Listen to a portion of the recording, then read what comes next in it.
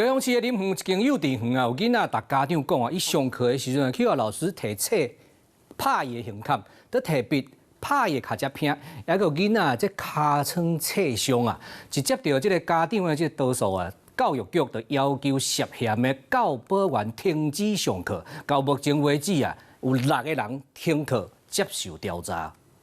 你老师说你这里痛痛，为什么？因为把那个书搬进去，然后呢，然后他就打你，很大力，打了几下，打1下。听到心肝宝贝伫咧幼稚园，敢若哄老师不懂对待，老母的心强要吹气。他除了打你前面，还有打哪里？后背，怎么打？ 打那个笔，跟老师的笔，他把这个笔打5下。囡仔讲，老师除了给一本册暂胸坎、脚趾片嘛捌互拍，搁互威胁，若甲家长斗就搁拍一届。为什么你没有跟爸爸妈妈讲？他说，所以是他纯就打你，叫我了，囡仔真惊吓，唔敢去上课。另外一个查某囡仔，敢若嘛互共一个老师不当对待，尻川有乌青。涉嫌不当管教的是高雄林园一间幼稚园，负责人的另外一间学校，10月初7才互惹出涉嫌违法对待囡仔。才经过10天，有家长指控班上上无3个囡仔互不当对待，身躯有乌青。教育局已经要求当时的教保人员停职接受调查。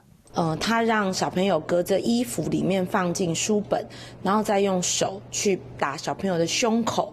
那家长其实知道之后都不能接受，这个是他们老师间的一个称呼，叫做胸口碎大石。停职并不是代表他就是有不当的行为，而是停职是在保护老师，也在保护孩子。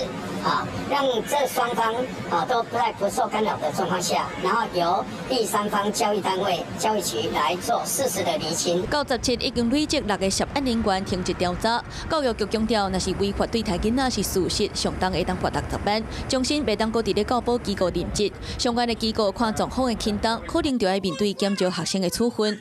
园方强调，停职毋是代表有状况，即马家长敢若望会当量早查明真相，囡仔的身躯顶莫搁有伤痕。 Hello， 我是林仙怡。想要抢先掌握最及时的新闻资讯吗？赶快订阅、按赞、开启小铃铛，锁定华视新闻 YouTube 频道。